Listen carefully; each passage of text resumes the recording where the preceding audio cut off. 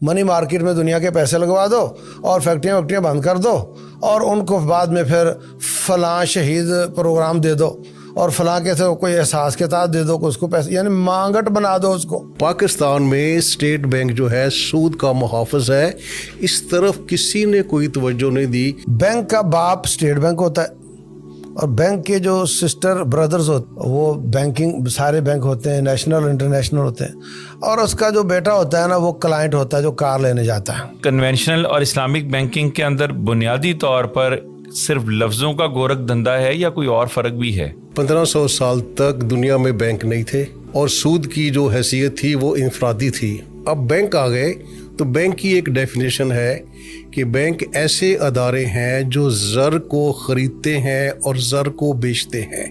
کہ بینک پیسہ سود پر لیتے اور پیسہ سود پر صرف دیتے نہیں بلکہ فریکشنل ریزروز کریٹ بھی کرتے ہیں۔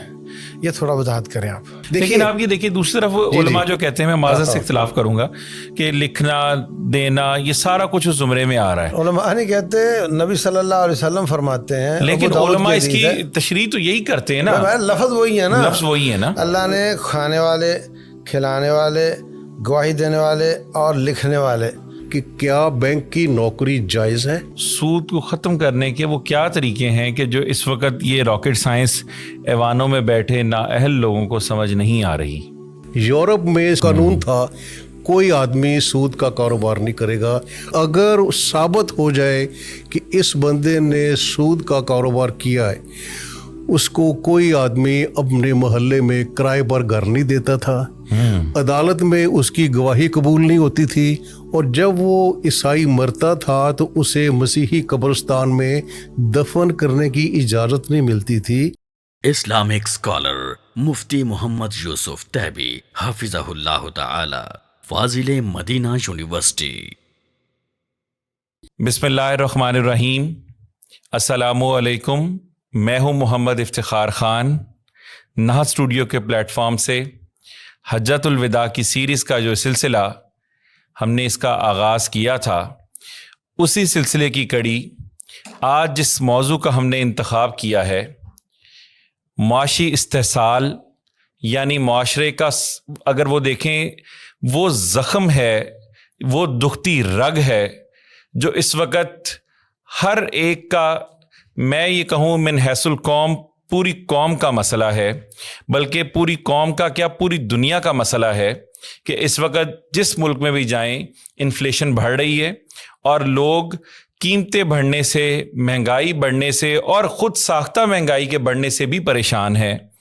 حتیٰ کہ نظام جب بینکاری کا متعارف کروایا گیا تو سوچ یہ تھی کہ یہ لوگوں کو اسٹرینتھن شاید کرے گا اور یہ لوگوں کو سپورٹ کرے گا، اور پاکستان کی ڈوبتی معیشت اور سیاستدانوں کی بلیم گیم 75 سال ہونے کے باوجود پاکستان اپنے پاؤں پر کھڑا ہونے کے قابل نہیں ہے، اور بہت ساری وجوہات جس کی وجہ سے بالخصوص پاکستان اور بالعموم پوری دنیا آج جس نہج پر کھڑی ہے ان کی وجوہات کیا ہیں، اور پیغام حجۃ الوداع میں نبی علیہ الصلوۃ والسلام نے سود کے حوالے سے جو احکامات جاری کیے وہ کیا تھے، ان پر سیر حاصل گفتگو کرنے کے لیے ہمارے درمیان دو شخصیات موجود ہیں۔ میری پہلی مہمان شخصیت مذہبی اسکالر جناب مفتی محمد یوسف تیبی صاحب، السلام علیکم جی۔ وعلیکم السلام۔ ویلکم ٹو دا پروگرام سر، بہت شکریہ آپ نے مصروفیات میں سے وقت نکالا اور ہمارے درمیان تشریف لائے۔ جزاک اللہ خیر۔ دوسری ہماری شخصیت جن کا تعلق بینکاری کے نظام سے ہے، بینکنگ سسٹم سے ہے، آپ senior manager state bank Lahore رہے، آپ ابھی بھی ڈفرینٹ یونیورسٹیز میں بینکاری کے اوپر پاکستان کا بینکنگ سسٹم کیا ہے، دنیا کا بینکنگ سسٹم کیا ہے، اس کے اوپر لیکچرز بھی دیتے ہیں، اور دیگر اداروں کے ساتھ وابستہ بھی ہیں ریٹائرمنٹ کے بعد بھی۔ میری مراد محمد منیر احمد صاحب، السلام علیکم سر۔ وعلیکم السلام۔ Welcome to the program sir, thank you so much. Thank you, sir. اور آپ نے وقت نکالا اور ہمارے درمیان تشریف لائے۔ My pleasure. سر اس سے میں آغاز کرنا چاہوں گا خطبہ حجۃ الوداع جس کو ہم چارٹر آف ہیومن رائٹس بولتے ہیں، منشور اعظم بولا جاتا ہے، اس میں پیغمبر علیہ الصلوۃ والسلام نے سود کو مٹانے کے حوالے سے کیا کیا احکامات جاری کیے، اور کیا ان احکامات کے مطابق اسلامی فلاحی ریاست یا اسلامی مملکت اس کرۂ ارض پر موجود ہے؟ بسم اللہ الرحمن الرحیم۔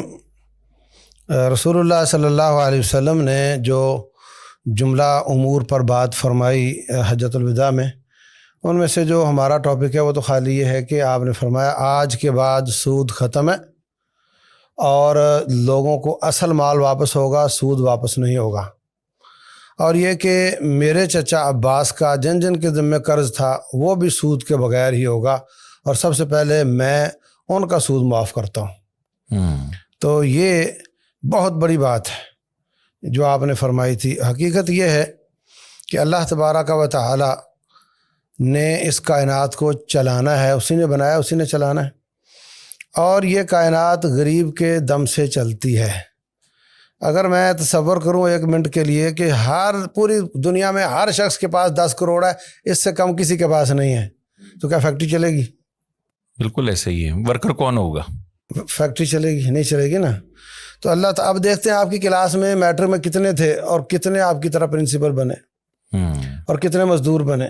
تو یہ اللہ تعالیٰ کا نظام ہے، اس کی تقسیم ہے۔ جی اسلام صرف یہ کرتا ہے کہ غریب کو نچلے خط سے نیچے نہ جانے دے، اس کو بحال رکھے، اور وہ ایسے قاعدے ضابطے بناتا ہے کہ جو اوپر رب بن کر بیٹھ جاتے ہیں ساری دنیا کی دولت لوٹ کر، اوپر والے خط سے اوپر نہ جائیں، نیچے والے سے نیچے نہ جائیں، اعتدال۔ اور اصل مقصد جو دنیا میں آنے کا ہے آخرت کو بنانا، اس پہ توجہ دیں۔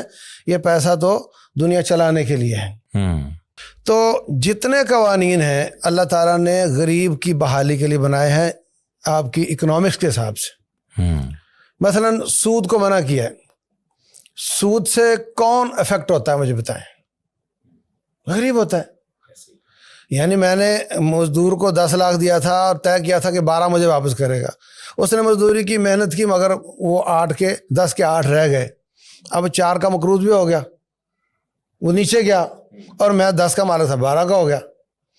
تو امیر تر ہوتا ہے، غریب تر ہوتا ہے، یہ سودی معیشت کے ساتھ، اور اس سے جابز کم نکلتی ہیں بنسبت کموڈیٹی مارکیٹ اور بارٹر سسٹم کے ساتھ، جتنی جابز اس میں نکلتی ہیں۔ یعنی ایک طریقہ تو یہ ہے کہ جناب آپ منی مارکیٹ میں دنیا کے پیسے لگوا دو اور فیکٹریاں بند کر دو، اور ان کو بعد میں پھر فلاں شہید پروگرام دے دو، اور فلاں کے سے کوئی احساس کے تحت دے دو، اس کو پیسے، یعنی مانگٹ بنا دو اس کو، اور اس کو خود کفیل نہ ہونے دیں، خود مزدوری نہ کر سکے۔ اور آپ دیکھیے کروڑوں اربوں روپیہ اس میں جھونک دیتے ہیں، اتنی صنعتیں لگاؤ، سٹیل مل پاؤں پہ کھڑی کرو، کروڑوں لوگ اس میں جہاں ان امپلائمنٹ ہے وہ جابس کی طرف چلے جائیں گے۔ بالکل، یہ جو کموڈیٹی میں پیسہ لگانا ہے اور جو بارٹر سسٹم میں پیسہ لگتا ہے، اس سے زیادہ جاب نکلتی ہیں۔ بالکل ایسے ہی ہے۔ اب 10 کروڑ کی آپ اجناس خریدیں تو کتنا بچال آتا ہے لوگوں میں، اور 10 کروڑ کے ڈالر خریدیں تو کتنا آتا ہے۔ تو اسلام پیسے میں پیسہ لگانے کو سود قرار دیتا ہے، نفع کمانے کو۔ رسول اللہ صلی اللہ علیہ وسلم فرماتے ہیں سونا سونے کے بدلے ہاتھوں ہاتھ اور برابر برابر، لیٹ بھی نہیں کر سکتے اور اضافہ بھی نہیں کر سکتے۔ کیوں؟ کہ منی مارکیٹ میں پیسہ مت کماؤ، جب ادھر نہیں کماؤ گے تو پلیٹ کے شوربے کی طرح پانی سارا کدھر آئے گا؟ دوسرے اس طرف آ جائے گا۔ جب ادھر مال استعمال ہوگا تو جاب زیادہ کریٹ ہوگی، فیکٹری زیادہ چلے گی، لوگوں کو جاب ملیں گی، وہ اپنے پاؤں پہ کھڑے ہوں گے۔ یہ نہیں کہ ان کی جاب ختم کرو اور بعد میں ان کا تعاون کرو اور تاکہ تم مجھے ووٹ دو، یہ کتنا بڑا ظلم ہے۔ تو ان کو اپنے پاؤں پہ کھڑا کرنا اور ان کو غربت کی خط سے نیچے نہ جانے دینا۔ اچھا آپ دیکھیں رسول اللہ صلی اللہ علیہ وسلم فرماتے ہیں نہا عن بیع الطعام حتی یقبض، کھانے کی چیز آپ نے خریدی ہے، قبضہ لیے بغیر آپ اس کو بیچ نہیں سکتے۔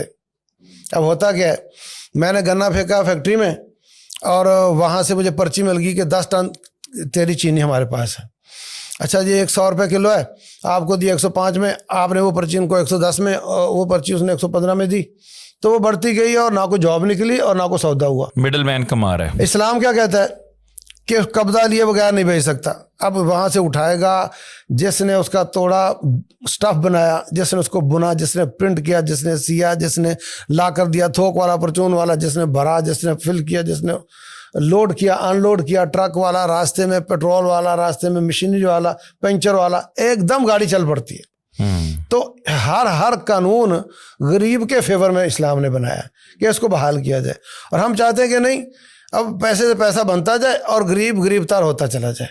تو اسلام اس کو کنڈم کرتا ہے, یہی سود کا فلسفہ ہے. منیر صاحب کی طرف بڑھیں گے سر. اس میں یہ بتائیے گا, نبی علیہ الصلوۃ والسلام نے مدینہ کی معیشت کو بہتر بنانے کے لیے وہ کیا اقدامات کیے تھے کہ جس سے وہ معاشرہ صحیح معنوں میں انسانی فلاحی ریاست تھی؟ بسم اللہ الرحمن الرحیم. مجھے بڑی خوشی ہو رہی ہے کہ میں آج اس ڈسکشن میں شامل ہو رہا ہوں.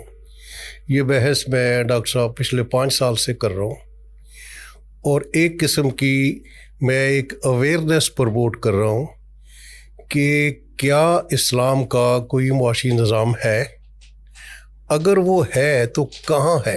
آپ نے ابھی سوال میں کہا تھا کہ دنیا کے کسی حصے میں وہ چیز نافذ ہے. کیونکہ میری جو ساری سروس ہے وہ اسٹیٹ بینک کی ہے, and that was applied research, practical research تھی. تو میں جب اسٹیٹ بینک میں گیا, پہلے ایم اے اکنامکس کیا, تو اسٹیٹ بینک میں سارا کام جو ہو رہا تھا وہ سرمایہ داری نظام کے تحت ہو رہا تھا. آپ جانتے ہیں کہ اسٹیٹ بینک ملک کا سینٹرل بینک ہے اور ساری اکانومی کو وہ کنٹرول کرتا ہے. تو ایک سوال مجھے میرے ذہن میں بیٹھ گیا کہ میرے دین کا معاشی نظام کہاں ہے. کیونکہ جب قرآن میں اللہ میاں نے فرما دیا, یا ہم جو آخری خطبہ کی بات کر رہے ہیں, یہ اسی خطبہ میں کے وقت اس آیت آئی تھی کہ آج کے دن آپ کا دین آپ کے لیے مکمل ہو گیا. اب جب دین مکمل ہو گیا, where is its economic system. تو میں جب ان سوالوں کو لے کر چلا تو پھر اور بڑے سوال ذہن میں آئے. مثلا جب نبی پاک صلی اللہ علیہ وسلم مدینہ گئے صلی اللہ علیہ وسلم, تو وہاں یہودیوں کی 4 مارکیٹس تھیں. یہودی مدینہ کی اکنامکس پر چھائے ہوئے تھے. ہمیں یہ خبر نہیں ملتی تھی کہ کیا نبی پاک صلی اللہ علیہ وسلم نے کوئی مارکیٹ بنائی, یا یہودیوں کے نظام کو یہ کیسے کہ ان کو اپنا لیا. پھر سر دوسرا بڑا سوال تھا کہ حضرت عمر کے دور میں ایران کی حکومت اور روم کی حکومت مسلمانوں کے قبضے میں آ گئی, دونوں کو شکست ہو گئی. دنیا میں سب سے بڑا اکنامک ہب وجود میں آیا, جو ایران, جو یعنی کہ عراق, شام, مصر, اسپین تک پھیلا ہوا تھا. اس اتنے بڑے اکنامک ہب کا اکنامک سسٹم کیا تھا, اس کے بارے میں ہمیں کوئی خبر نہیں ملتی تھی. پھر اللہ کا مجھ پر ایک خاص کرم ہوا کہ مجھے ایسی چیزیں مل گئیں کہ جو نبی پاک صلی اللہ علیہ وسلم نے ہجرت کے بعد کی تھی ریاست مدینہ میں. تو آپ نے جیسے ہی میثاق مدینہ کیا, یہ پہلے سال جو ہسٹری ہمیں بتاتی ہے کہ آپ نے سپٹمبر 2022 میں میثاق مدینہ کیا, اس کے بعد آپ نے ایک مارکیٹ بنائی. اور ڈاکٹر صاحب اتنی جلدی تھی نبی پاک صلی اللہ علیہ وسلم کو مارکیٹ بنانے کی کہ وہ مارکیٹ ایک بڑے سے خیمے میں بنائی گئی. آپ نے کہا ایک بڑا سا خیمہ لگاؤ, اس میں یہ تمہاری مارکیٹ ہے, اور جو اس میں آ کر خرید و فروخت کرے گا وہ جہاد کے برابر ہے. یہ آپ کی مارکیٹ ہے, اور جو اس میں پہلے آئے گا وہ اپنی دکان لگا لے گا. تو اس طرح مارکیٹ کا آغاز ہوا. اور پھر اس میں نبی پاک صلی اللہ علیہ وسلم نے ایک کمال کا ایک ایکشن کیا. یہودیوں کی مارکیٹ میں تجارت پر ٹیکس تھا. آپ نے کہا اس مارکیٹ میں تجارت پر کوئی ٹیکس نہیں ہے. آپ نے کہا تھا نا کہ پریکٹیکل آج کے دور سے اپلائی کریں. اب میں یہ چیز پروموٹ کر رہا ہوں کہ اسلام میں جی ایس ٹی نہیں ہے. اسلام میں دیکھیں ہر معاشی نظام کا ایک ٹیکسوں کا نظام ہوتا ہے. سرمایہ داری کا نظام کیا ہے, ڈفرینٹ ٹیکس. اور ان کا سسٹم کیا ہے کہ پہلے ہر آدمی ٹیکس دے, پھر وہ غریبوں کی امداد کے لیے آپ سوشل سیکورٹی نیٹ ورک بنا دیں. جیسے ہمارے ہاں بے نظیر انکم سپورٹ فنڈ ہے, پہلے احساس تھا. تو ہم دین کا جو اس میں فیصلہ ہے وہ ڈائریکٹ ہے کہ جب آپ جی ایس ٹی ختم کریں گے تو کیا ہوگا, چیزیں سستی ہو جائیں گی. ہوں گی, جبکہ ہمارے تو سانس لینے پہ بھی جی ایس ٹی ہمیں لگا ہوا ہے. آپ دیکھتے ہیں کہ سانس لینے پر بھی ٹیکس ہے. اور پھر کیا تھا کہ نبی پاک صلی اللہ علیہ وسلم نے جب مدینہ میں دیکھا, پہلے اسٹڈی کیا, دیکھا کہ یہودیوں کا طریقہ کار کیا تھا. یہودی ایسا کرتے تھے کہ جب بھی خبر ملتی تھی کہ فصل پک گئی ہے، کھجور کی فصل تھی، انگور کی فصل تھی یا اور کوئی جنس تھی، وہ لے کر لوگ مدینہ میں آتے تو وہ شہر سے باہر جا کے خرید لیتے تھے. اسے ہم کہتے ہیں کہ کوئی چیز مارکیٹ میں آئے بغیر خرید لینا. آپ نے منع کر دیا. اچھا اس کی وجہ کیا تھی؟ لوگ مارکیٹ میں نہیں آتے تھے کیونکہ مارکیٹ میں ٹیکس تھا. اب آپ خود دیکھیں کہ ایک بیچارہ کسان اپنی فصل لے کر آ رہا ہے، وہ جب مارکیٹ میں جائے گا تو ٹیکس دینا پڑے گا، اور جو تاجر لوگ ہیں وہ شہر سے باہر آ کے اس سے سودا کر لیں گے اونے پونے داموں، وہ بیچنے پر مجبور ہوگا کیونکہ مارکیٹ میں ٹیکس ہے. ٹیکس بھی اور ٹرانسپورٹیشن بھی بچے گی. ٹرانسپورٹیشن بھی ہے. نبی پاک صلی اللہ علیہ وسلم نے جو وہاں حکم دیا، آج کے بعد اسے ہم کہتے ہیں اکنامکس کی زبان میں آؤٹ آف مارکیٹ ٹرانزیکشن. آج کے بعد کوئی سودا مارکیٹ کے باہر نہیں ہوگا. پھر دوسرا ایک اور رواج تھا کہ لوگ اعلیٰ اور ادنا چیزوں کا تبادلہ کرتے تھے، جس کا ڈاکٹر صاحب نے بھی ذکر کیا. آپ نے فرمایا کہ کوئی آج کے بعد اعلیٰ اور ادنا کھجور کا یا انگور کا تبادلہ نہیں ہوگا. ہمیں ایک واقعہ ملتا ہے کہ کچھ لوگ مدینہ تشریف لائے اور آپ نے نبی پاک صلی اللہ علیہ وسلم کو کھجوریں تحفتاً پیش کی.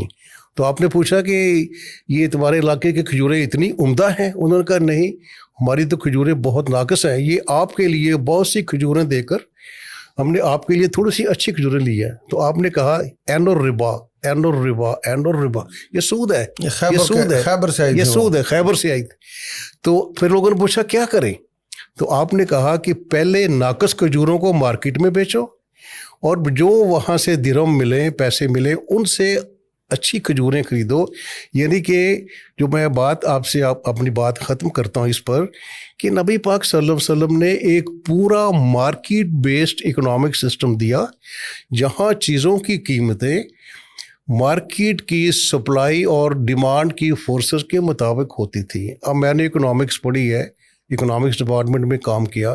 ویسٹ میں یہ بڑا شور ہے کہ ہمارا سسٹم مارکیٹ بیسڈ ہے، اس میں جو چیزوں کا قیمتوں کا فیصلہ وہ ہوتا ہے سپلائی اور ڈیمانڈ کے مطابق. ایک چیز میں آپ سے شیئر کروں، ایک دفعہ مدینہ میں مہنگائی ہو گئی، قیمتیں بہت بڑھ گئیں، تو کچھ صحابہ آپ کے پاس تشریف لائے اور آپ سے عرض کیا کہ آپ قیمتیں مقرر کر دیں، کیونکہ یہ رواج تھا اس دور میں کہ جب مہنگائی ہو، سیلاب آ جائے، فصلیں نہ ہوں، قیمتیں بڑھ جائیں، تو جو حاکم وقت تھا وہ اپنی مرضی سے قیمتیں مقرر کرتا تھا. آپ نے انکار کر دیا اور کہا کہ قیمتیں اللہ کے ہاتھ میں ہیں، میں قیمتیں مقرر نہیں کروں گا. ہمارے یہاں تو چونکہ یہ اویئرنیس نہیں ہے. اب ایک بک آئی ہے 2014 میں، اس کا آپ نام دیکھیں، early Islam and birth of capitalism. جب میں نے یہ چیز پڑھی میں نے کہا یہ ہم تو سمجھتے ہیں کہ کیپٹلزم 1776 میں ایڈم اسمتھ نے دیا، یہ کہہ رہا ہے کہ اسلامی جو سرمایہ داری کی پیدائش اسلامی اولین دور میں ہوئی. وہ اس بیسس پر کہتا ہے، اور وہ ایک جرمن اسکالر ہے بینیڈکٹ کوہلر، وہ کہتا ہے کہ محمد صلی اللہ علیہ وسلم was the first free market economist. تو ایک لحاظ سے it is a complete economic system, جس پر آگے آپ سے بات کریں. جی ایک منٹ، اس میں جو بات کی نا ڈاکٹر صاحب اپنا منیر صاحب نے کہ یہ جو ایک خیمہ نما بنایا تھا، اس کا مجھے ریفرنس مل جائے تو میرے لیے نئی بات ہے، بڑی اچھی بات ہے. اور اسی طرح اس میں میں آپ کو ناظرین کے لیے حوالے کو میں ذرا ان کی نالج کے حوالے سے بتاتا چلوں. منیر احمد صاحب کی جو کتاب ہے مدینہ اکنامکس، مدینہ اکنامکس، یہ اس میں یقیناً جو ہے وہ اس وقت سنگ میل پبلیشرز پر اویلیبل بھی ہے، کہ یعنی 7ویں صدی کی مدینہ اکنامکس انسانیت کا پہلا معاشی نظام کیا تھا، جس پر انشاءاللہ ہم ان سے کتاب کے حوالے سے بات بھی کریں گے. اور اسی طرح ایک اور کتاب جس کا ذکر انشاءاللہ میں اگلے پروگرام میں ان سے تفصیلاً پوچھوں گا بھی، ٹرو فیس کے نام سے ایک اور ان کی کتاب ہے. تو انشاءاللہ منیر صاحب سے گفتگو کریں گے، لیکن اس کے ساتھ ساتھ گفتگو کا سلسلہ بڑھاتے ہوئے مفتی صاحب کی طرف بڑھتے ہیں کہ مفتی صاحب یہ بتائیے کہ جب آپ سودی نظام کو اگر یہ دیکھیں اسلام نے ممنوع قرار دیا اور 1400 برس پہلے پیغمبر آخر الزمان نے اس کو بند کرنے کا کہا، روک دیا سختی سے، اس کا جو ہے وہ اس کا اگر یہ دیکھیں قلعدم کیا یا اس کو روکا گیا، اس کے باوجود اسلامی جمہوریہ پاکستان ہو یا دیگر اسلامی مملکت ہوں، ان کا نظام تو آج بھی بینکنگ سسٹم پر ہی چل رہا ہے. اور دوسرا اسی کو بڑھاتے ہوئے سوال کو میں پوچھنا چاہوں گا، ہمارے ہاں جو بینک سے گاڑی لی جاتی ہے وہ کہا یہ جاتا ہے کہ یہ اس کا اسلامی بینکنگ کے اکارڈنگلی آپ اس کا لون پے کر رہے ہیں، یا انسٹالمنٹ پہ چیزیں دی جاتی ہیں چاہے وہ الیکٹرانکس ہو یا دیگر اشیاء ہوں، کہا یہ جاتا ہے آپ اس کا کرایہ ادا کر رہے ہیں اور پوری قیمت اتنے عرصے کے بعد مکمل ہوگی۔ ان تینوں صورتوں میں اسلامی تعلیمات کیا کہتی ہیں؟ سب سے پہلی بات تو یہ بھائیوں کہ اسلام یہ چاہتا ہے کہ جتنی چادر اتنا پاؤں پھیلاؤ، اور اوپر مت دیکھو نیچے دیکھو۔ انظروا الی من هو اسفل منکم، نیچے دیکھو، ولا تنظروا الی من هو فوقکم، اوپر مت دیکھو۔ هو اجدر الا تزدروا نعمت اللہ علیکم، اس سے تم اللہ کی نعمتوں کی ناشکری اور ناقدری نہیں کرو گے۔ اور بینکنگ سکھاتا ہے اوپر دیکھو، سائیکل ہے موٹر سائیکل پہ آ جاؤ، موٹر سائیکل ہے کار پہ آ جاؤ، بالکل صحیح۔ جھگی ہے تو بینگلو پہ آ جاؤ۔ وہ اوپر دیکھنا سکھاتا ہے، یہ عین اسلام کے اس کے خلاف ہے۔ اسلام قناعت اور جتنا انسان کی طاقت ہے جہاں رب نے رکھا ہے وہاں پہ صبر کے ساتھ رہنا یہ سکھاتا ہے، جبکہ بینکنگ اس کو اوپر دیکھنا سکھاتا ہے کہ تو اپنے گلے میں توق ڈال کے ہمارے ہاتھ میں پکڑا دے اور تو بینگلوں میں گھوم اور جناب گاڑیوں میں گھوم۔ یہ پہلی بات تو یہ، یعنی اگر وہ کہیں بازار میں 30 لاکھ والی گاڑی ہم 30 میں ہی دے رہے ہیں بھائی، قسطوں میں دے رہے ہیں، تو بھی وہ اوپر دیکھنا سکھا رہے ہیں۔ یہ بھی ایک قباحت اس میں ہے۔ جہاں تک تعلق ہے کہ مدت بڑھنے سے پیسہ بڑھنا، تو یہ تو سود ہوتا ہے۔ اچھا، اب وہ کہتے ہیں جی یہ تو وہ کرایہ ہے۔ گاڑی جو آپ نے لی ہے جی اسلامی بینکنگ کے اکارڈنگلی، اس کو منیر صاحب کو بھی ہم شامل کریں گے ساتھ اس میں، کہ یہ پہلا حصہ آپ جواب دیں گے، دوسرا میں منیر صاحب کی طرف بھی جاؤں گا کہ وہ کرایہ کس مد میں، کہ ایک آپ کی وہ چیز ملکیت میں بھی آ رہی ہے۔ ہاں، اب دیکھیں پہلی بات تو یہ ہے کہ 30 لاکھ والی گاڑی 38 لاکھ کی دے رہا ہے، 35 لاکھ کی اگر کنونشنل بینک دے رہا ہے سیم ماڈل سیم گاڑی، تو اسلامک اس کو 38 کی دے گا۔ اور کلائنٹ کہتا ہے ارے میں نے تو اگرچہ مہنگی تھی، میں نے سوچا بھائی ہے تو اسلامی نا، تو میں نے کہا 2 لاکھ کی خیر ہے۔ اب یہ صورتحال بنی ہوئی ہے۔ وہ کہتے ہیں جی مولوی صاحب کہیں فتویٰ واپس نہ لے لیں، جلدی جلدی لے لو، یہ بھی چل رہا ہے۔ رسول اللہ صلی اللہ علیہ وسلم، صحیح بخاری کی حدیث ہے، فرماتے ہیں میرے پاس 2 آدمی پلاٹ کا کیس لے کر آئے، ایک کہتا میرا ہے، دوسرا کہتا میرا ہے۔ فرمایا لعل بعضکم الحن بحجتہ من بعض، ہو سکتا ہے ایک آدمی حق پر نہ ہو مگر بات بنانا جانتا ہو، اور دوسرا حق پر ہو مگر بات بنانا نہ جانتا ہو۔ تو میں تو بھائی جو سنوں گا اس پر فیصلہ کروں گا نا۔ تو اگر میں نے تمہارے باتیں سن کر جس کا حق نہیں تھا اس کو دے دیا، تو وہ یہ نہ سمجھے کہ چونکہ حق تو میرا نہیں تھا مگر اب نبی صلی اللہ علیہ وسلم نے دے دیا، اب تو ہو گیا نا، یہ نہ سمجھے۔ انما اقطع لہ قطعۃ من النار، میں اس کے لیے آگ کا ٹکڑا کاٹ کے دے رہا ہوں۔ تو آپ کے فتوے سے وہ نہیں ہوتا، نہ حق حق نہیں ہو جاتا، تو یہ مفتی صاحب کے فتوے سے نہ حق حق کیسے ہو گیا بھائی؟ بالکل ایسے ہی، یہ بات سمجھیں۔ تو بات یہ ہے کہ جب یہ کہا جاتا ہے کہ یہ کار میں اس کا کرایہ لے رہا ہوں، پہلے دن طے ہو گیا 30 لاکھ والی گاڑی 38 میں ملے گی اور اتنے سال میں انسٹالمنٹ ہوگی۔ اگر کل میرے پاس اچانک پیسہ آ جاتا ہے یا کسی رشتہ دار کی وراثت مجھے مل جاتی ہے، تو میں چلا جاتا ہوں 1 مہینے کے بعد کہ جناب میرے پاس پیسے آ گئے، یہ پیسے لے لو اور میرے مکمل، تو وہ مجھے صرف 1 مہینہ جو میں نے چلائی اس کا کرایہ ڈالو، اور جو اگلے 5 سال اس کا کرایہ نہ ڈالو، وہ نہیں مانتے۔ وہ کہتے نہیں پورے اگلے سالوں کا بھی کرایہ چلے گا۔ کیوں بھائی؟ اگر یہ کرایہ تھا تو ختم کیوں نہیں ہوا؟ اگر آپ رینٹ کار والے کے پاس جاتے ہیں اور اس کو گاڑی واپس کر دیتے ہیں تو اگلے دنوں کا کرایہ پڑے گا؟ بالکل نہیں پڑے گا۔ تو یہ وہ گھمایا گیا ہے خامخواہ۔ وہی کنونشنل بینک بیچارہ بولا بالا وہ کہہ دیتا ہے بھائی یہ تو مارک اپ ہے، ہاں جی، اور یہ اس کو ادھر ادھر سے گھما کے اس کو کہہ دیتے ہیں کہ نہیں ایسا نہیں ویسا ہے، سیم چیز ہے۔ امپیکٹ اس کا آخر میں وہی ہے جو اس کا ہے۔ اور ایک بات آپ کو بتاؤں، ایک ہوتا ہے باپ اور ایک ہوتے ہیں بھائی، ایک ہوتی اولاد۔ یہ بات بڑی گہری ہے۔ بینک کا باپ اسٹیٹ بینک ہوتا ہے، اور بینک کے جو سسٹر بردرز ہوتے ہیں وہ بینکنگ سارے بینک ہوتے ہیں، نیشنل اور انٹرنیشنل ہوتے ہیں، اور اس کا جو بیٹا ہوتا ہے نا وہ کلائنٹ ہوتا ہے جو کار لینے جاتا ہے، ٹھیک ہے۔ اب اسلامی بینک ہو یا غیر اسلامی بینک ہو, یہ اپنے بھائیوں کے ساتھ کیبر کے ساتھ ڈیل کرتا ہے. Karachi inter bank offer rate لگتا ہے جب یہ لیتا دیتا ہے, سود لگتا ہے. اور جب یہ ابا حضور سے لیتا ہے تو ڈسکاؤنٹ ریٹ لگتا ہے. جب یہ اسٹیٹ بینک سے لیتا ہے تو اس پہ بھی سود لگتا ہے. تو یہ ادھر بھی سودی ہے ادھر بھی سودی ہے, اور کہتے ہیں کہ نہیں یہ نیچے اسلامی ہو گیا ہے. بالکل ایسے ہی ہے. منیر صاحب کی طرف بھی بڑھتے ہیں. سر یہ بتائیے گا, آپ چونکہ بینکنگ سسٹم سے اتنی دیر ریلیٹڈ رہے بھی, تو یہ کنونشنل اور اسلامک بینکنگ کے اندر بنیادی طور پر صرف لفظوں کا گورکھ دھندا ہے یا کوئی اور فرق بھی ہے؟ ڈاکٹر صاحب, جو آپ کا سوال تھا کہ دونوں میں بنیادی فرق کیا ہے, میں پہلے اس سے شروع کرتا ہوں. دیکھیے 1500 سال تک دنیا میں بینک نہیں تھے اور سود کی جو حیثیت تھی وہ انفرادی تھی. اب بینک آ گئے تو بینک کی ایک ڈیفینیشن ہے کہ بینک ایسے ادارے ہیں جو زر کو خریدتے ہیں اور زر کو بیچتے ہیں. یہ سرمایہ داری کے تحت بینکوں کی ڈیفینیشن ہے. اب جب ہم نے اسلامی بینک بنانے تھے تو ہم نے اس ڈیفینیشن کو توڑنا تھا. جو میں پھر دوبارہ عرض کرتا ہوں کہ ایسے ادارے جو زر کو سود پر خریدتے ہیں اور زر کو سود پر بیچتے ہیں, یہ کمرشل بینکنگ ہے سود والی. ہمیں کیا کرنا چاہیے تھا, کیونکہ جو قرآن کا حکم ہے کہ بے حلال ہے, ربا حرام ہے. ربا کا بینچ مارک کیا ہے؟ پری فکسڈ ایڈیشن. سر اس میں سوری فار انٹرپشن, چونکہ ویورشپ میں اگر دیکھیں تو بہت سارے لوگ ایسے ہوں گے جن کو بے اور ربا, میں چاہوں گا دونوں کو آپ آسان فہم کے اندر جو ہے اس کی بھی وضاحت کر دیں. بے کا یہ ہے کہ میرے پاس سرمایہ ہے, میں کوئی دکان کھول لوں, کوئی زمین لے کر اس پر کاشت کروں, چیزیں پیدا کروں یا انڈسٹری میں لگاؤں اور وہ مارکیٹ میں بیچوں.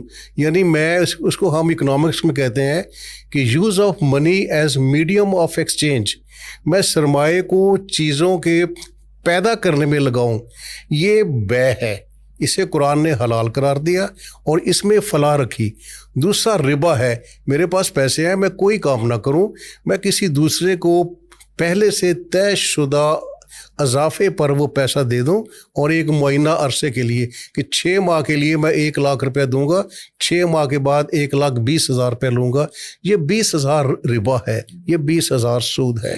اب جب ہم نے جو بات پہلے شروع کر رہے تھے, جب ہم نے اسلامی بینکوں کا آغاز کرنا تھا تو ہمیں چاہیے تھا کہ جو بے کا بینچ مارک ہے پروفٹ, بے کا کاروبار کیا ہے کہ میں ایک بزنس کر رہا ہوں, مجھے کچھ عرصے بعد پروفٹ ہونا ہے, تو میں نے جو سیل پرچیز کرنی ہے اس پروفٹ کے ریفرنس سے کرنی ہے.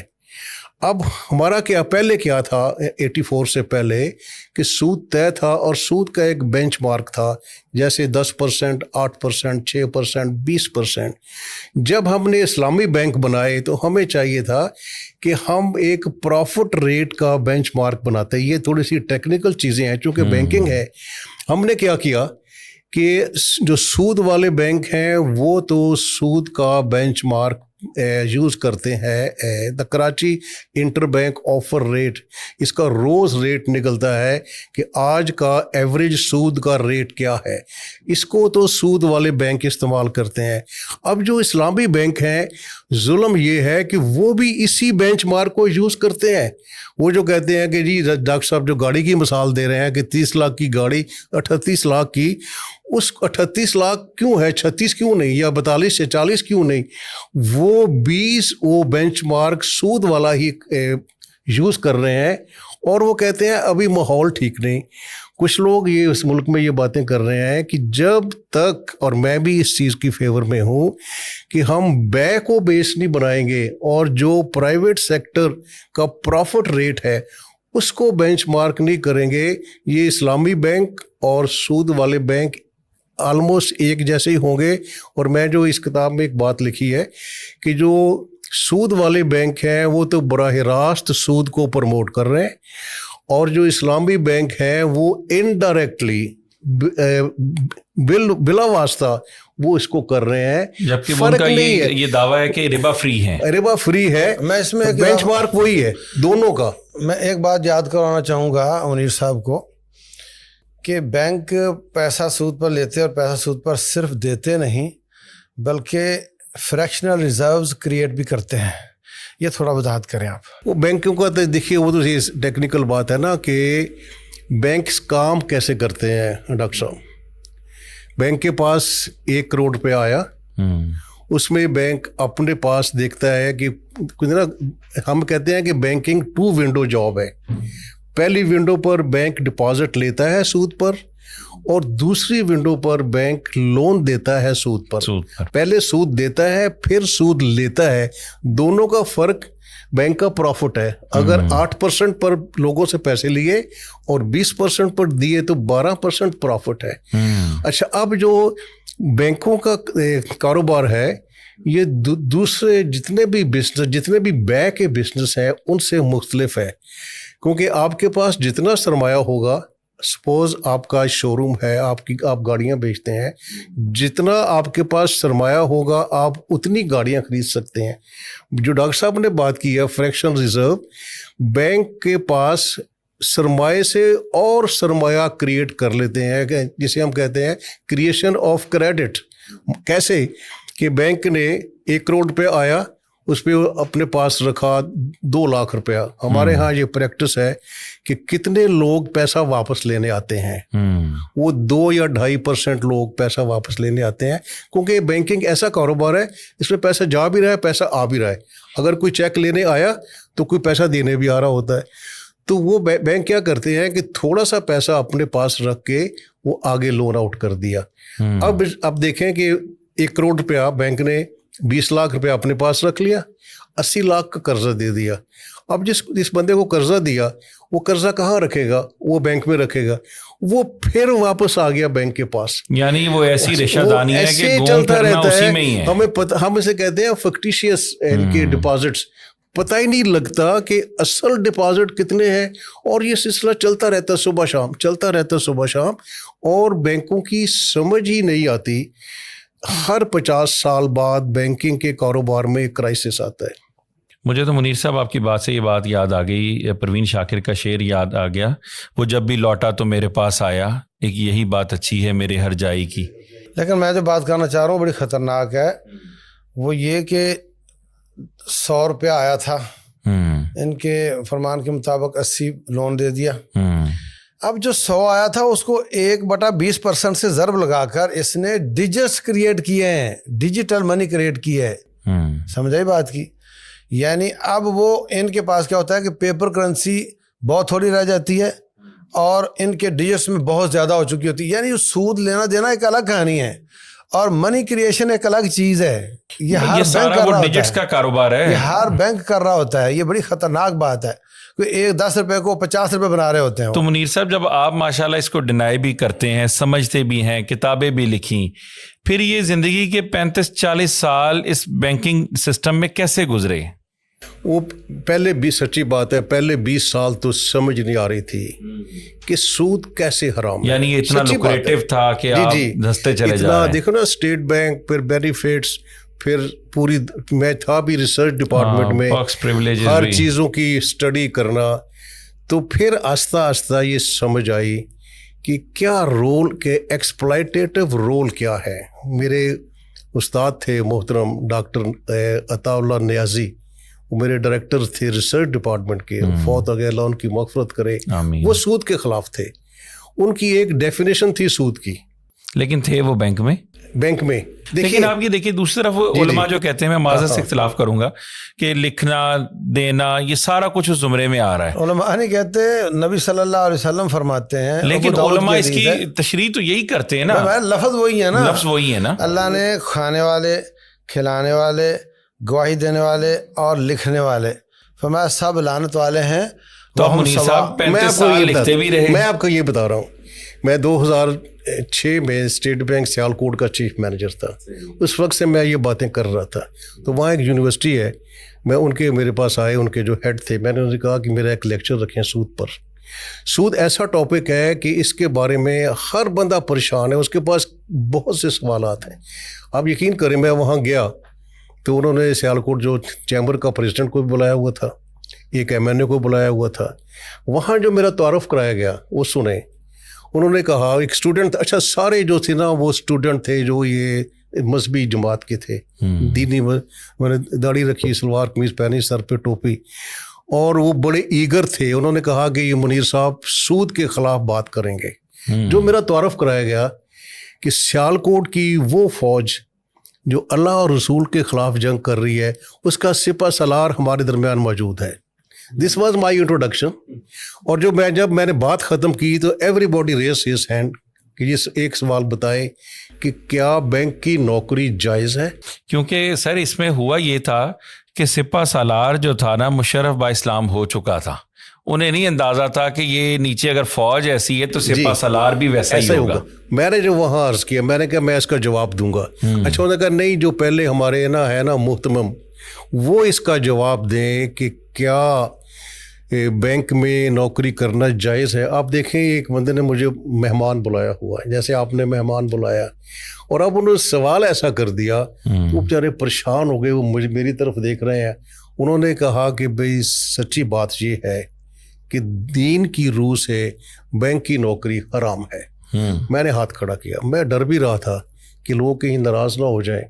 मैंने हाथ खड़ा, मैं देखे मेरी बात सुने, इनका जवाब दीन के हिसाब से बिल्कुल सही है।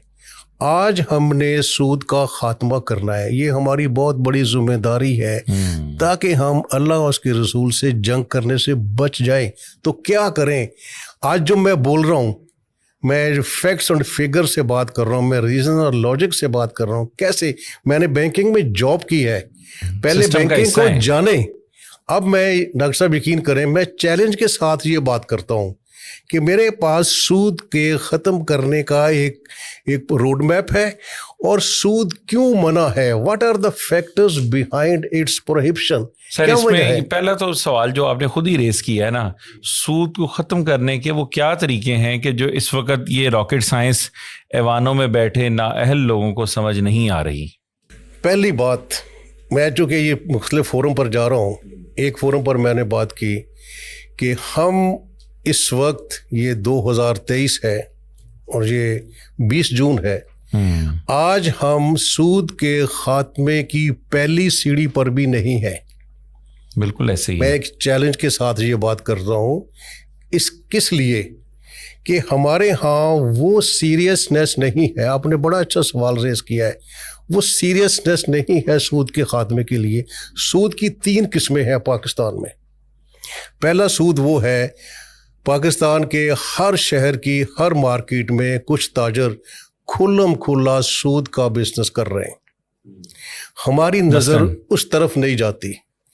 दूसरी, उनका सूद बैंकों से 2 गुना ज़्यादा है। मसलन कि मैंने कहा ना कि हर मार्केट में कुछ लोग, कुछ ताजर खुल्लम खुल्ला सूद का कारोबार कर रहे हैं। आपको बताऊं, पंजाब असेंबली ने पास किया है, ये हो रहा है। मैं इसी तरह आ रहा हूँ, हमारा शाहिदा बहन है, MP थी, तो उन्होंने ये पास करवाया था। अभी ये बिल बना है, पहली शक्ल क्या है, ये जुर्म है, ये इस वक्त पहली शक्ल। लेकिन तो ये सबसे पहली बात, अगर जुर्म है तो अमल दरामद तो सबसे पहले तो इसको आगे वजाहत करता हूँ।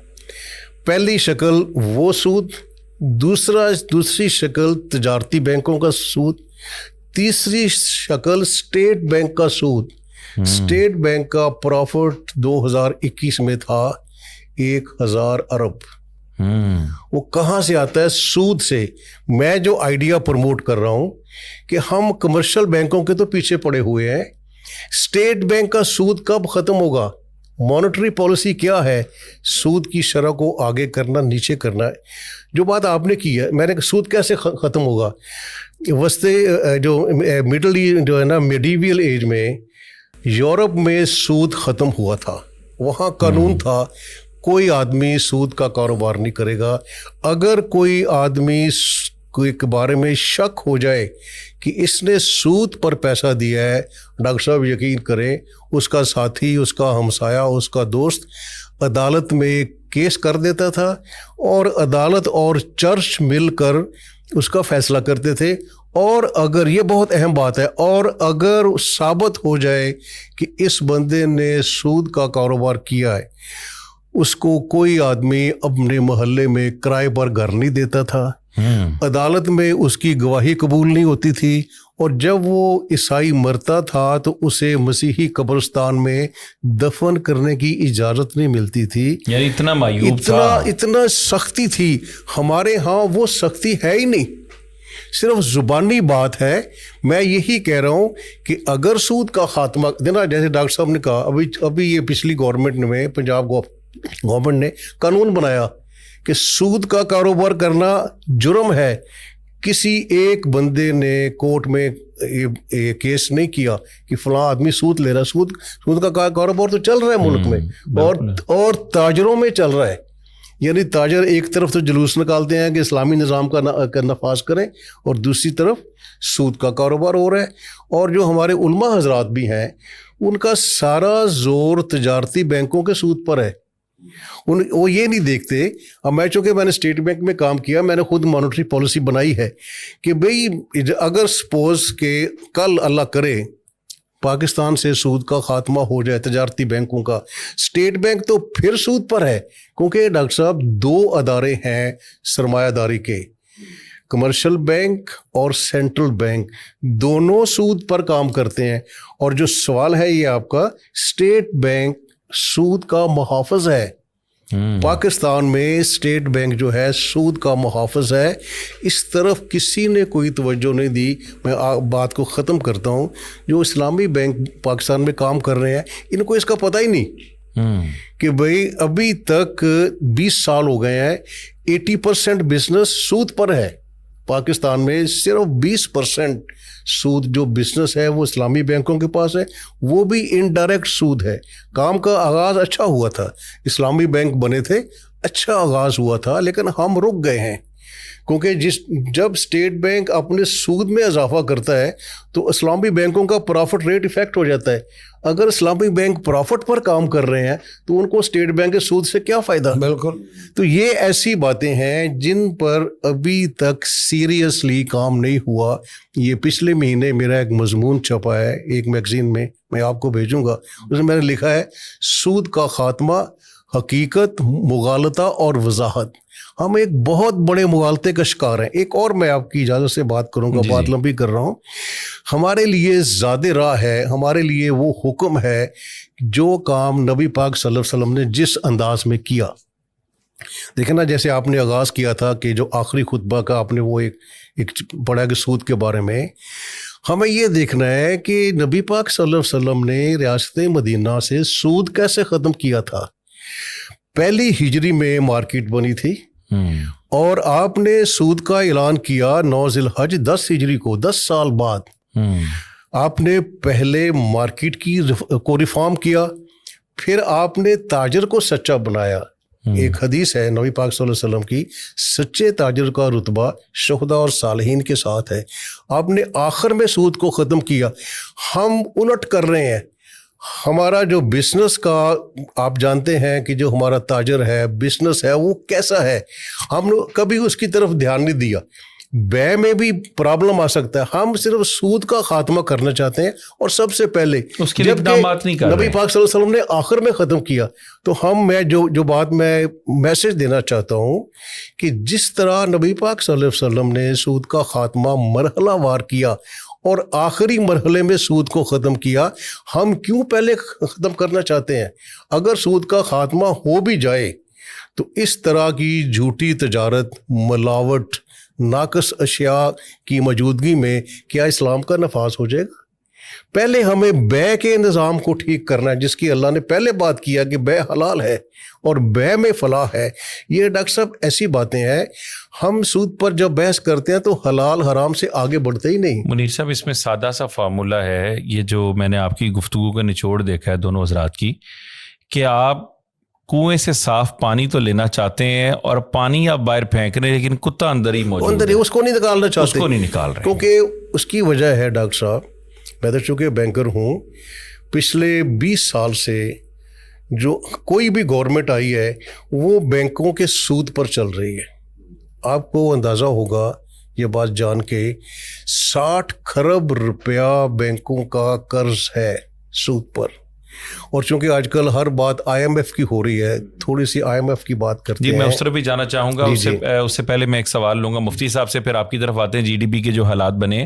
اچھا، ہمارے ملک میں مفتی صاحب شرعی عدالتیں بھی موجود ہیں، اور ہمارے جو قوانین ہیں یقیناً کوئی ایسا قانون نہیں یا حتیٰ کہ کوئی ترمیم نہیں جو اسلام سے متصادم بھی ہو. اسلامی نظریاتی کونسل بھی ہے، وفاقی مذہبی امور میں اگر دیکھیں تو وہاں پر وزراء بھی موجود ہیں، ہر جماعتوں کی نمائندگی بھی موجود ہے، وفاقی وزیر ہوں تو اس میں بھی مذہبی جماعتیں موجود ہیں، اور اگر جو ہے وہ جو پرائم منسٹر کے اسپوکس پرسن ہوں تو اس میں بھی مذہبی جو ہے وہ مکاتب فکر کے لوگ موجود ہیں. ٹچ ہوتا ہے. ہر ٹچ کیا پورے بندے اندر موجود ہیں. لیکن کیا یہ عدالتیں جو ہے وہ سود کے خلاف فیصلہ نہیں دے سکتی؟ میں نہیں سمجھتا نہیں دے سکتی، وہ تو دے چکی ہیں. اتنا 2 دہائیاں لگا کر وفاقی شرعی عدالت نے اس پہ فیصلہ دیا ہے. اتنی موٹی کتاب چھپی صرف اس فیصلے لیکن پر. اس فیصلے کا کیا فائدہ اگر آپ کو جو پتا ہے کہ یہ عمل درآمد گورنمنٹ نہیں کر رہی؟ پھر آپ اس کے وفاقی وزیر کیوں ہیں؟ پھر آپ اس کے سینیٹر کیوں ہیں؟ پھر آپ جو ہے کشمیر امور کی وزارت کیوں لیے بیٹھے ہیں؟ مذہبی امور کا وزیر کیا کر رہا ہے؟ یہ مذہبی جماعتیں PDM کی صورت میں ان کا حصہ کیسے ہیں؟ یعنی یہ تو قصور ہماری مذہبی جماعتوں کا ہے کہ جو صرف وزارتیں چھوڑنا بھی نہیں چاہتے، گورنمنٹ انجوائے بھی کرتے ہیں، پرکس اور پریولیجز بھی لیتے ہیں، لیکن ساتھ ہی ساتھ وہ یہ بھی کہتے ہیں کہ سود غلط ہے. انہی وزارتوں سے اسی نظام کے تحت پیسہ بھی لے رہے ہیں، اسی بینکاری کے نظام کو سپورٹ ڈائریکٹلی اور انڈائریکٹلی بھی کرتے ہیں. آپ ہی میں سے لوگ ہیں جو فتوے بھی دیتے ہیں، جس کی وجہ سے لوگ یہ کہتے ہیں کہ یہ انشورنس ہے یا یہ فلاں بینک ہے، اس کے اوپر فلاں مفتی کا فتویٰ ہے. وہ بھی تو مذہبی جماعتیں ہی دے رہی. اچھا، وہ بسا اوقات بینک کا فتویٰ نہیں ہوتا بلکہ فتویٰ مفتی بینک کا ہوتا ہے. بسا اوقات شیئر ہولڈر بھی ہوتا ہے. اچھا، اس سسٹم کا. ہاں، یہ سمجھ لیں آپ. ان کا ملازم انہوں نے ہوتا ہے. ایک آپ بات ایسے کی تھی کریں. کہ یہ نا یہ سنجیدہ نہیں ہے. حقیقت یہ ساری باتوں کی ایک ہی بات ہے. اگر میرے مدرسے پر کوئی ہاتھ ڈالے تو جتنا میں سنجیدہ ہوں گا اور جیسے میں روڈ پر پہنچوں گا، اگر ہم اللہ سے جنگ کو اتنا سنجیدہ لے لیں، کیونکہ اس میں تو اتنا اختلاف بھی نہیں ہے فرقوں میں اور فقہ میں، اتنا اس میں اختلاف بھی نہیں ہے. اگر ہم اس کو اتنا سنجیدہ لے لیں جتنا ہمارے مدارس ہمارے پاس جن کا تقدس ہے اور وہ پڑھانے میں جتنا سنجیدہ لیتے ہیں، بالکل اگر اتنا لے لیں تو یہ مسئلہ حل ہو سکتا ہے. دوسری بات یہ ہے کہ جیسے انہوں نے بتایا نا کہ اس کے مرحلے ہونے چاہیے. ایک دم آپ دیکھو نا، دیوار کو کہو کھولو کھولو تو کوئی نہیں کھولے گا، آپ دروازہ کھٹکھٹاؤ گے تو کھلے گا. اس کے مرحلے کاٹے جائیں. پہلے مرحلے میں بال کاٹے جائیں، اگلے مرحلے میں کھال اتاری جائے، اگلے مرحلے میں وہ کیا جائے، تو اس طرح ہوگا. وہ مراحل میں نے بھی بنائے ہوئے ہیں، ماڈل بنائے ہوئے ہیں اس کے، اور انہوں نے بھی بنائے ہوئے ہیں. لیکن المیہ یہ ہے کہ ماشاءاللہ عمر کے جس حصے میں آپ لوگ پہنچ چکے ہیں، کب وہ چیز آئے گی اور آپ کے اکابرین اس وقت سینیٹر شپ کے اندر بھی، آپ کے اکابرین ہماری قومی اسمبلی میں بھی، مذہبی جماعتیں ہر فورم پر موجود ہیں، ہر فرقے سے ہیں، ہر مکتبہ فکر سے ہیں، لیکن عملی طور پر 75 سال میں صرف زبانی جمع خرچ کے، معذرت کے ساتھ اس کے علاوہ کچھ بھی نہیں ہے. زبانی جمع خرچ بھی کہاں ہے؟ جب ان کا یہ نواز شریف نے مثلا اسٹے لے لیا تھا فیصلے کے خلاف، تو جتنے اسلامسٹ ساتھ تھے وہ ساتھ تھے، انہوں نے ساتھ نہیں چھوڑا. زبان بھی. ڈاکٹر صاحب میں آپ سے عرض کروں گا کہ میں اللہ کا شکر ہے کہ جو میری اپنی ریسرچ ہے میں اس کے حساب سے بات کرتا ہوں. میں ایک بات کہتا ہوں کہ ہم امیدیں لگائے بیٹھے ہیں عدالت سے اور اسٹیٹ بینک سے. میرا ایک اور دعویٰ ہے، یہ دونوں ادارے سود کے خاتمہ کی اہلیت نہیں رکھتے. تو منیر صاحب کون رکھے گا؟ میں آپ کو یہی اس کا میں نے میرے مضمون میں جواب ہے اس کا. نہ اسٹیٹ بینک ختم کر سکتا ہے. اب دیکھیں نا، اسٹیٹ بینک تو بنا ہی سود کے تحفظ کے لیے ہے. اب دیکھنا کہ ایک بندے کی ڈیوٹی سیکورٹی گارڈ ہے، اس کا تو کام ہے کہ اس کو سیکیور کرنا. وہ کیسے ختم ہونے کیسے ختم کرے گا؟ اس کا نظام اس پر ہی چل رہا ہے. اس کا نظام ہی اسی پر چل رہا ہے کہ ہر بینکنگ سسٹم کے اوپر ایک سینٹرل بینک ہے. دیکھنا، ایک ملک میں 50 کمرشل بینک ہوں گے، ایک سینٹرل بینک ہوگا. اگر 100 کمرشل بینک ہو جائیں پھر بھی ایک سینٹرل بینک ہوگا. اس کا کام یہ ہے کہ سود کے کاروبار کو پروٹیکٹ کرنا، تحفظ کرنا. کون خاتمہ کرے گا؟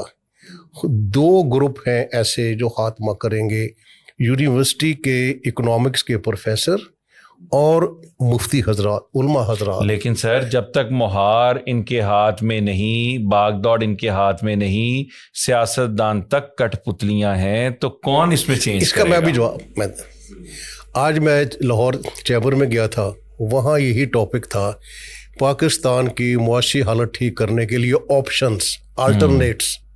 میں نے وہاں بات کی کہ ٹیکس کے نظام کو ختم کرنے کے لیے اسلام کا کیا نظام ہے، زکوٰۃ اور عشر. اور دوسری بات، میں اپنے پاس ڈیٹا لے کر گیا تھا، میں چونکہ بینکر ہوں، اکانومسٹ ہوں، میں نے اسے کہا کہ حکومت سے یہ توقع کرنا چھوڑ دیں کہ وہ سود کا نظام ٹھیک کرے گی یا آپ کا زکوٰۃ اور عشر کو نافذ کرے گی. میں آپ کو ایک تجویز دیتا ہوں کہ سارے چیمبرز اور تاجر مل کر، میں آپ سے بھی یہ شیئر کرتا ہوں کہ جو 2022 میں ٹوٹل ٹیکس اکٹھا ہوا ہے وہ 6,125 ارب روپے ہے، یعنی کہ 6.1 ٹریلین. اچھا، اس میں جو جی ایس ٹی ہے وہ 2,550,000 ارب ہے. یہ غیر فطری ہے اور حرام ہے. بالکل. میں نے کہا کہ اگر سارے تاجر، میں نے کہا کہ گورنمنٹ نے کچھ نہیں کرنا، اگر سارے تاجر مل کر اور چیمبر مل کر حکومت سے یہ کہیں کہ آپ جی ایس ٹی زیرو کر دو، ہم آپ کو 2,500 ارب روپیات زکوٰۃ اور عشر کا دے دیتے ہیں، تو کیا ہوگا؟ غریب کی زندگی بچ جائے گی. یہ جو آج کی مہنگائی ہے، جب 25% جی ایس ٹی ہوگا، 18% جی ایس ٹی ہوگا، 12% جی ایس ٹی ہوگا.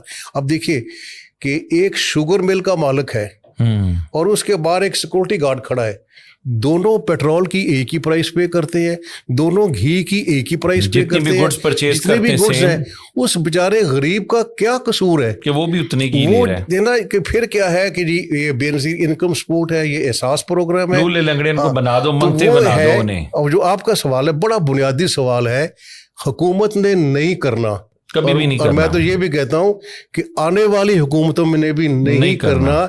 یہ علماء حضرات کی ذمہ داری ہے اور اکانومسٹ کی، ٹریڈر کی، کہ وہ اٹھیں، گورنمنٹ سے ڈائیلاگ دینا. آج کل کوئی ڈائیلاگ نہیں ہو رہا بھئی. 1 سال سے ملک ڈیفالٹ کر رہا ہے، پورے 1 سال سے یہ خبر آتی ہے، آج ڈیفالٹ کر گیا، کل ڈیفالٹ کر گیا، ملک نے ڈیفالٹ نہیں کیا. اچھا، اسی طرح میں بڑھوں گا آپ کی اسی بات کو آگے لے کے چلتے ہوئے. جی ڈی پی گروتھ جہاں پچھلی گورنمنٹ کلیم کرتی تھی کہ 6 ہے، اب یہ پوائنٹس میں چلی گئی، مائنس بھی گئی، اور پھر ہمیں آئی ایم ایف سے اگلی جو انسٹالمنٹ بھی نہیں مل سکی اور وہ میچور بھی نہیں ہوا. ان ساروں کا بنیادی طور پر قصوروار کون ہے اور وجوہات کیا ہیں؟ یہ آخری سوال ہے. یہ بڑا مشکل سوال ہے، لیکن میں انشاءاللہ جواب میں نے دوں گا. اسی لیے اس آپ کا کو دریا کو کوزے میں سمیٹنے کے لیے زحمت دی کیونکہ ٹائم خاصا ہو چکا ہے. دیکھیے ڈاکٹر صاحب، 2 آپشن ہیں. کیا ہم آئی ایم ایف کے بغیر زندہ نہیں رہ سکتے؟ یہ تو خان صاحب بھی کہا اچھا، کرتے تھے. رہ سکتے ہیں، لیکن اس کے لیے وہ کمیٹڈ لوگ چاہیے. اب صورتحال کیا ہے اس ملک کے؟ اچھا، اگر ہم آئی ایم ایف کے بغیر رہیں گے تو 5 سال کے لیے قربانی دینی پڑے گی، بڑی مشکلات آئیں گی، لیکن آنے والا وقت بہت اچھا ہوگا.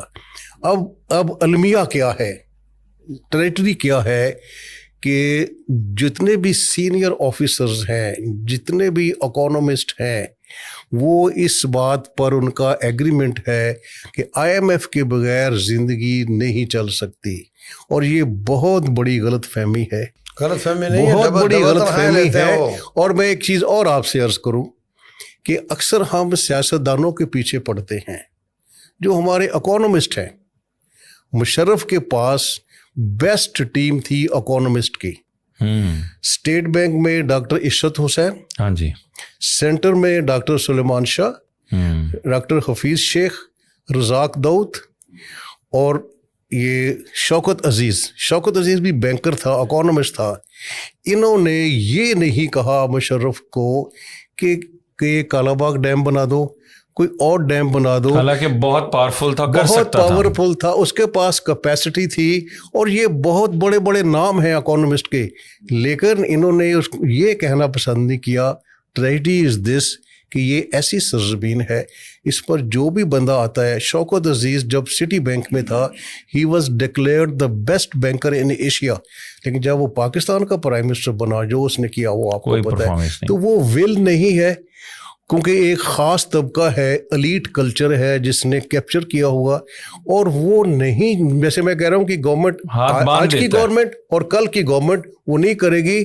یہ ہمیں کرنا چاہیے عالم دین کو. عالم دین کے پاس ایک منٹ بات کرتا ہوں میں، علامہ اقبال کی ایک بات میں کرتا ہوں. علامہ صاحب نے بڑا سوچا تھا کہ مسلمانوں کے زوال کی وجہ کیا، انہوں نے 3 فیکٹر بتائے. ان کا فارسی کا مصرع ہے، اے کشتہ سلطانیوں ملائیوں و پیری. پاور کے 3 سینٹر ہیں، ایک تو اتھارٹی والے لوگ، یہ گورنمنٹ کی بیوروکریسی، دوسرے اس کے علاوہ ملا اور پیر. اس وقت تینوں ادارے نان پرفارمنگ ہیں.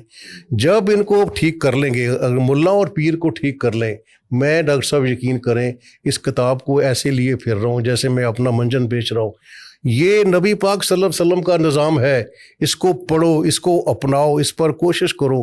کوئی نہیں کرتا، لیکن اللہ کا شکر ہے. علامہ اقبال نے کہا تھا اگر سے بت ہے جماعت کی آستینہ میں، مجھے حکم لا الہ الا اللہ. بہت خوب. اس میں پرائیویٹلی جو ہو سکتا ہے نا، اس کے میں نے 2 ماڈل بنائے ہوئے ہیں کہ ان قوانین کے ہوتے ہوئے اس وقت جو کچھ ہو سکتا ہے وہ اس کا وضاحت لمبی ہے. آپ اختصار کے ساتھ اس کو، آپ کے پاس چند سیکنڈز ہیں، آپ اس میں اختصار کے ساتھ اگر بیان کر دیں. آپ نا جو بھی کاروبار ہوتا ہے وہ 2 بنیادوں پر ہوتا ہے، ایک ہوتا ہے اعتماد اور ایک ہوتی ہے اسکل. انہی کی بات کو میں آگے بڑھاتا ہوں، اعتماد اور اسکل. آپ مجھے 10 لاکھ نہیں دو گے کاروبار کے لیے کہ یہ بیچارہ جانتا نہیں، اس کو اسکل نہیں ہے. اور کسی اکانومسٹ کو میں اس لیے نہیں دوں گا کہ وہ مجھے نہیں دے گا، خود کمائے گا، تو اعتماد نہیں ہے. تو اعتماد اور اسکل جب جمع ہو جاتے ہیں تو پھر کاروبار پنپتا ہے. اگر جتنے بھی، ایک امام مسجد کو لے لیں، ایک مدرسے والے کو لے لیں، ملا و پیر کی بات کر رہے تھے، وہ اس کے پاس لوگ آتے ہیں، جی بیوہ ہے، جی 60 لاکھ ملا اس کو، اب کیا کرے، یہ سود پر نہ رکھے تو کیا کرے. 60 لاکھ والے آتے ہیں، اس کے پاس 10 تاجر ایسے ہیں جو بہت اچھے کاروبار چلا رہے ہیں. جلتی پہ لکڑی رکھنا آسان ہوتا ہے نہیں جلانے سے. وہ کہہ رہے ہیں یار کاش میرے پاس اتنا پیسہ ہوتا تو میں اتنا خام مٹیریل لے لیتا تو مجھے اتنا فائدہ ہو جاتا، اور میں یہ کر لوں جو بینک سے جو لے رہا وہ. تو میں بطور ایک عالم دین یا مفتی یا پیر، میں یہ 60 سال ریٹائر لوگوں سے لے کر اس کو میں اکٹھا کر کے کہوں کہ میں ضامن ہوں، کرو کاروبار.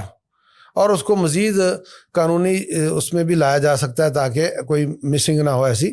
تو یہ مختصر بات ہے. مختصر بات میں یہ ہوتا ہے کہ بس اوقات بات نہیں سمجھ آتی، لیکن اس کا پورا ماڈل ہے. تو اس طریقے سے ہم جوڑے بناتے جائیں، چھوٹے چھوٹے یونٹ بناتے جائیں، تو یہ بہت اچھا کام چل سکتا ہے. یقیناً اس میں فرد واحد کو، اگر یہ دیکھیں پوری گفتگو کا نچوڑ یہ ہے کہ فرد واحد کو اپنا کردار ادا کرنا ہوگا، اور ہر فورم پہ جو بھی، چاہے آپ اکانومسٹ ہیں، چاہے آپ عالم دین ہیں، دونوں اسکول آف تھاٹ اگر اپنی اپنی جگہ پر اپنی اپنی ایکسپرٹیز کو لوگوں کو زیادہ سے زیادہ اویئرنیس دیں، اور ایوان میں بیٹھے لوگ امت کا سوچیں، انسانیت کا درد رکھیں، تو یقیناً یہ معاشرہ بھی پرامن معاشرہ، خوشحال معاشرہ تشکیل پا سکتا ہے. پاکستان میں وسائل کی کمی نہیں، لیکن ظلم یہ ہے کہ یہاں اخلاص کی کمی ہے، اور ہمیں ایسے لوگ یہاں پر ہمارے سروں پر مسلط ہیں جو شاید کیا یقیناً ہماری جو قسمت بدلنے کے لیے کردار ادا کرنا نہیں چاہتے. یہ کیپٹلسٹ کا جو نظام ہمارے پاکستان کے اوپر جو نافذ ہے وہ امیر سے امیر تر اور غریب سے غریب تر ہو رہا ہے. تو میں دونوں مہمان شخصیات کا بےحد مشکور ہوں کہ جو دونوں شخصیات تشریف لائیں اور انہوں نے اپنا قیمتی وقت ہمیں دیا، اور یقیناً ہمارے ویورز نے بہت کچھ سنا اور سیکھنے کو بھی ملا ہوگا. تو پیغام حجت الوداع کی سیریز کا اگلا پروگرام انشاءاللہ اس کے ایک نئے موضوع کے ساتھ آپ کی خدمت میں حاضر ہوں گے. تب تک کے لیے اجازت. اللہ حافظ و ناصر. السلام علیکم.